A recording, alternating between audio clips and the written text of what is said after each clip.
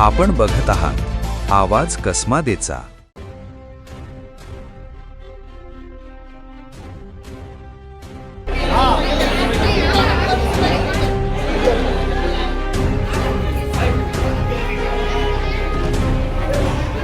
देवळा तालुक्यातून एक धक्कादायक घटना समोर आली असून एकाच दिवशी तब्बल 25 ते 30 महिलांच्या गळ्यातील सोन्याचे दागिने चोरीला गेल्याची घटना उघडकीस आली आहे। या घटनेमुळे देवळा पोलीस ठाणे इथं यात्रेचं स्वरूप निर्माण झाले होते।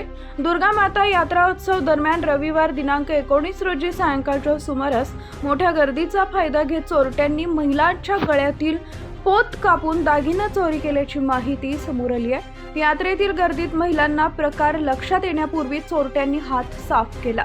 घटना उघडकीस आल्यानंतर एका मागोमाग महिला व पुरुष तक्रार देण्यासाठी पोलीस ठाण्यात दाखल होऊ लागले। त्यामुळे चोरीच्या प्रकाराची व्याप्ती अधिक स्पष्ट झाली। रात्री उशिरापर्यंत तक्रारी नोंदवण्याचे काम सुरू होते। पोलिसांकडून मिळालेल्या प्राथमिक माहितीनुसार सुमारे 9 तोळे 15 ग्रॅम वजनाचे अंदाजे 10 ते 12 लाख रुपये किमतीचे सोन्याचे दागिने चोरट्यांनी लंपास केले।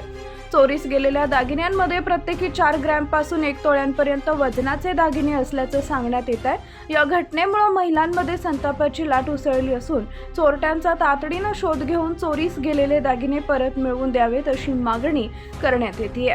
विशेष म्हणजे ही चोरी महिलांचीच टोळी करत असल्याची शक्यता व्यक्त केली जाते।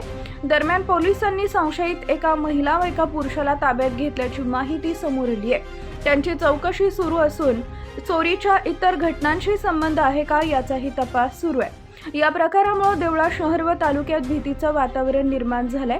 आठवडे बाजाराच्या दिवशीही दागिने व मोबाईल चोरीच्या घटना वाढत असल्याच्या तक्रारी पुढे येतात। यात्रेच्या पार्श्वभूमीवर पुरेशा पोलीस बंदोबस्ताचा अभाव असल्याची नाराजी नागरिकांनी व्यक्त केली आहे। मी मंदिरात दर्शनासाठी आलेलो होतो, यात्रेला आलेलो होतो। तिथं आम्हाला काही समजलं नाही। आमची माळ गेली तर 5 ग्रॅमचं सोनं होतं।